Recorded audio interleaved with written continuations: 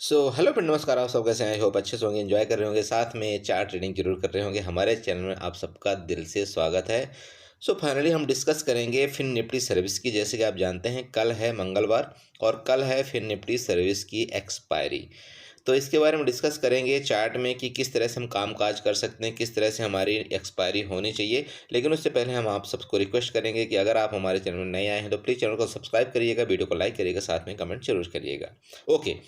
तो सबसे पहले जैसे कि आप जानते हैं कि हम ज़्यादातर हमारी वीडियो में आपको ट्रेंड लाइन्स मिलती है। ट्रेंड लाइन के साथ साथ सपोर्ट आपको मिलेंगे, सपोर्ट के साथ साथ आपको रेजिस्टेंस भी मिलेंगे।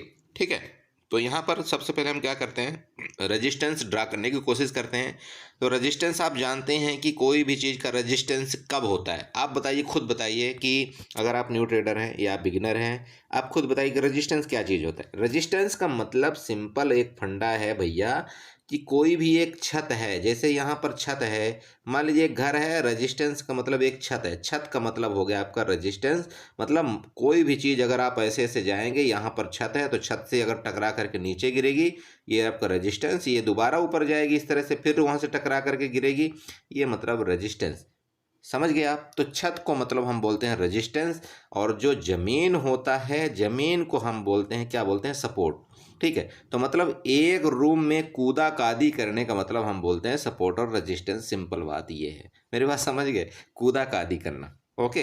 तो चलिए, यहाँ पर जैसा कि आप अब जानते हैं कि यहाँ पर आप लेटेस्ट टाइम में और मार्केट के अंदर क्या देखा जाता है कि हम प्रीवियस थोड़ा सा देखते हैं और लेटेस्ट टाइम में हम देखते हैं कि क्या हो रहा है। तो अगर आप लेटेस्ट टाइम में देखते हैं तो यहाँ पर आप देखेंगे तो कई कैंडल्स एक दूसरे के ऊपर बनी हुई हैं, लेकिन ऊपर जाने की कोशिश नहीं किया है। मेरी बात आप समझ रहे हैं मैं क्या बोलना चाह रहा हूँ? यहाँ पर अगर आप देखते हैं मार्केट का स्ट्रक्चर, कुछ आप समझिए, यूँ समझिए जैसे मैं आपको यहाँ पर बताना चाहता हूँ। देखिए, यहाँ पर आप अगर मार्केट या कैंडल का स्ट्रक्चर, आप कुछ भी कहिए, अगर आप यहाँ पर देखते हो तो क्या हो रहा है।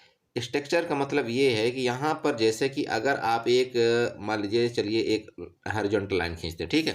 तो हॉरिजॉन्टल लाइन आप यहाँ पर देखिए 1 2 3 4 5, मतलब कई जगह यहाँ से मार्केट रिटर्न हुई, तो यहाँ पर हमने एक हॉरिजॉन्टल लाइन ड्रा कर दिया। अब इस हॉरिजॉन्टल लाइन को हम एक रेड से इसलिए इंडिकेट कर देते हैं। रेड का मतलब होता है खतरे का इलाका। मतलब अगर ये खतरे का इलाका पार किया तो इसका मतलब फिर ऊपर जाएगा। मेरी बात समझ गए? खतरे का इलाका मतलब आप यूं समझ लीजिए कि ये छत एक है, ये छत है। छत का मतलब आप ये समझ लीजिए कि ये एक क्या है, रेजिस्टेंस है, जिसको हम छत बोलते हैं। चलिए, ये रेजिस्टेंस तो ड्रा हो गया।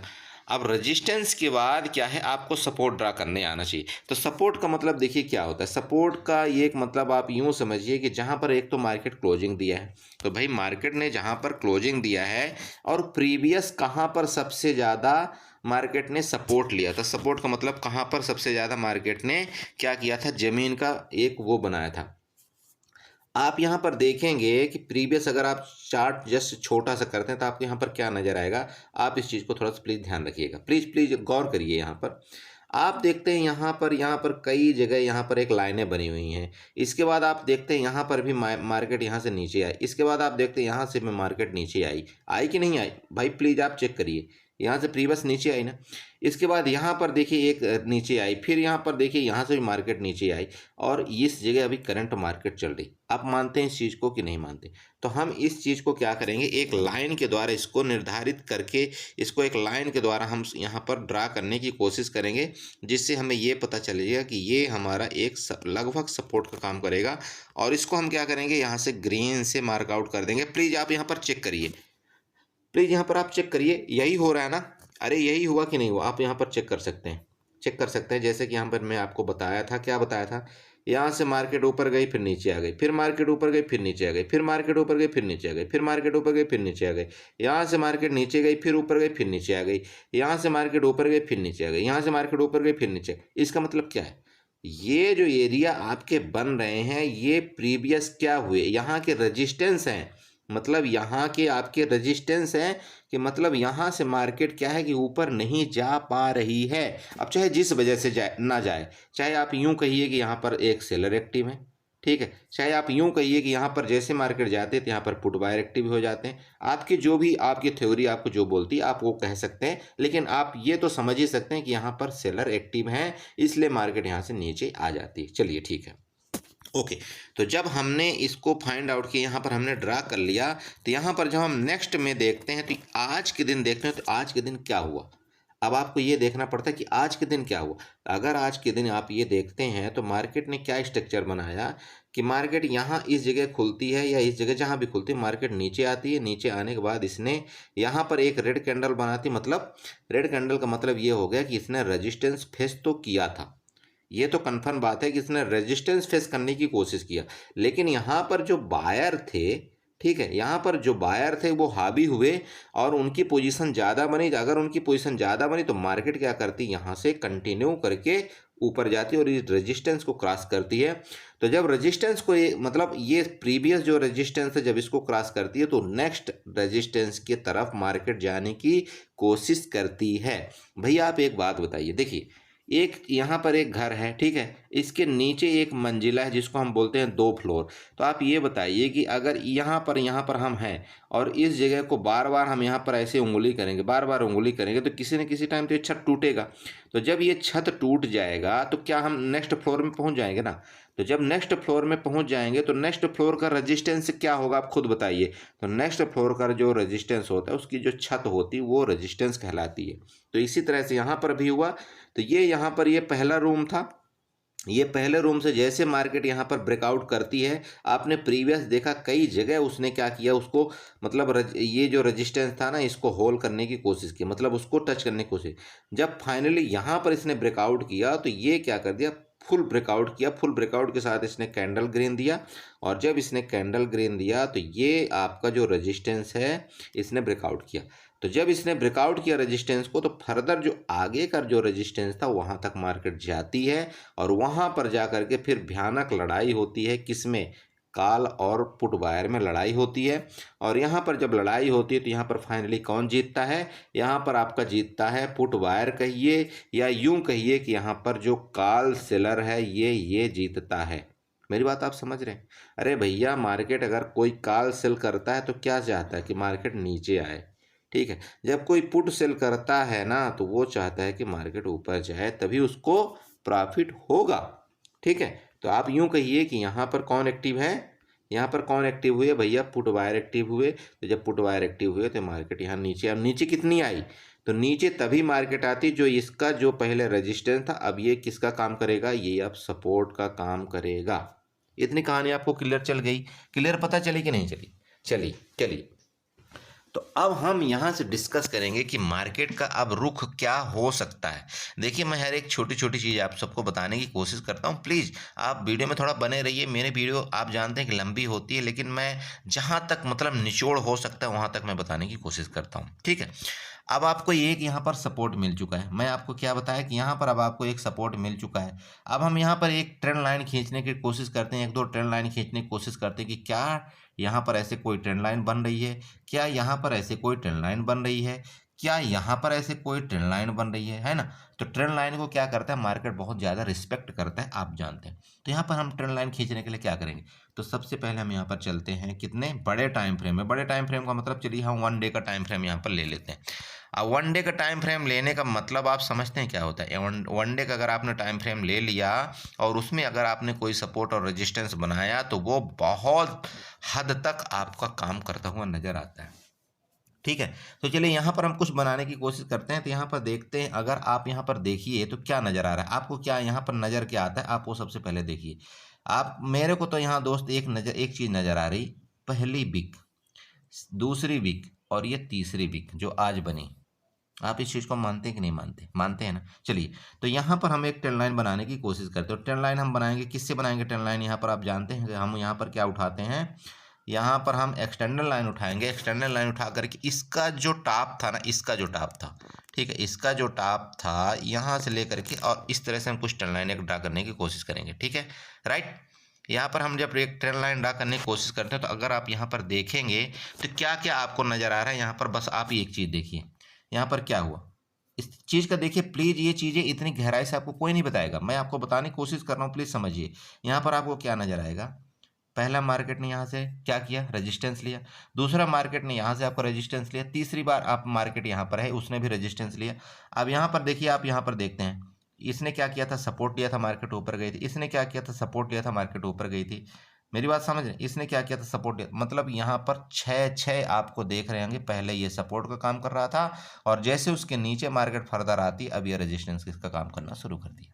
मेरी बात आप समझिए। चलिए, तो यहाँ पर मैं क्या करता हूँ, इसको मैं यहाँ पर डिलीट करता हूँ। अब जब ये ड्रा हो चुका है तो अब हम यहाँ से क्या करेंगे बताइए।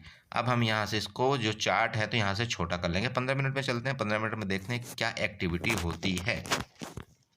चलिए, अगर आप यहाँ पर देखते हैं तो अब आप खुद बताइए, जो हमने यहाँ पर जो एक्सटेंडेड लाइन बनाई थी, आप खुद देखिए ये एक रेजिस्टेंस का काम कर रहा है कि नहीं कर रहा है, आप खुद बताइएगा। कर रहा है ना भैया? इसलिए मैं आपको बोलता हूँ कि आप बड़े टाइम फ्रेम में हमेशा रेजिस्टेंस बनाइए, आपका काम वो करेगा। अब देखिए, यहाँ पर किया, यहाँ पर किया और ये फर्दर यहाँ पर मार्केट है। लेटेस्ट टाइम यहाँ पर मार्केट है कि नहीं है ना? चलिए, अब आपको यहाँ पर एक चीज़ बताइए कि आपको कॉल कब तक बाई नहीं करना चाहिए। मेरी बात आप समझ रहे हैं? कॉल आपको कब तक बाय नहीं करना चाहिए। कॉल का मतलब ये होगा कि भैया यहाँ से इस मार्केट ने क्या किया है, यहाँ से जा कर के इसने रिटर्न लिया है। आपका कॉल का पोजीशन आपका तभी बनेगा जब ये मार्केट आपकी 20,609 के ऊपर जाएगी, तब यहाँ पर आपको कोई कॉल का पोजीशन बनेगा। ये क्लियर हो चुका है?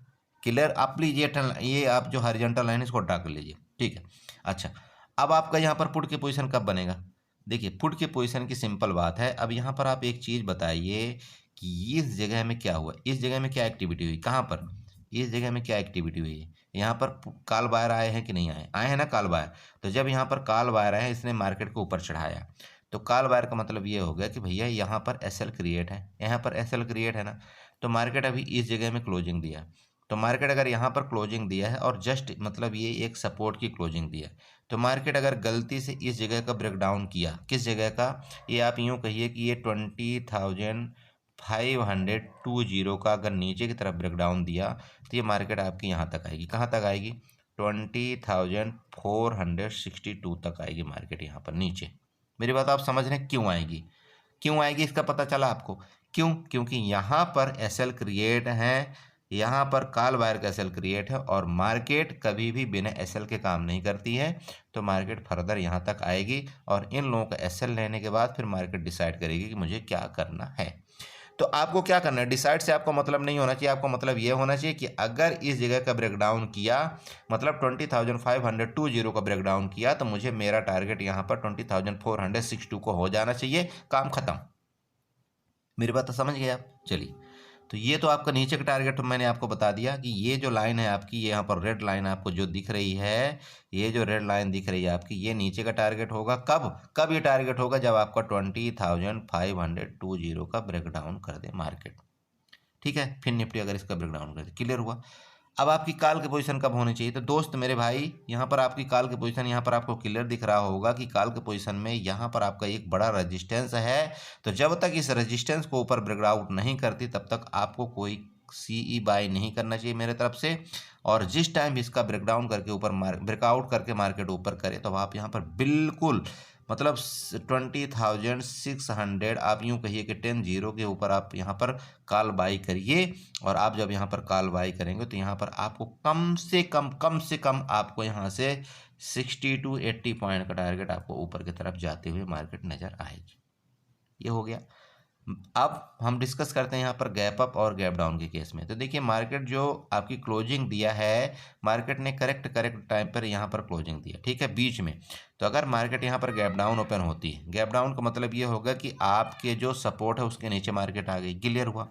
तो गैप डाउन का मतलब हो गया, अगर किसी भी टाइम मार्केट इसके नीचे आती है, जो आज का लो यहाँ पर जो मतलब लास्ट टाइम का लो बनाया था, लो का मतलब 20,520 के नीचे, अगर इसके नीचे मार्केट आती है, ठीक है।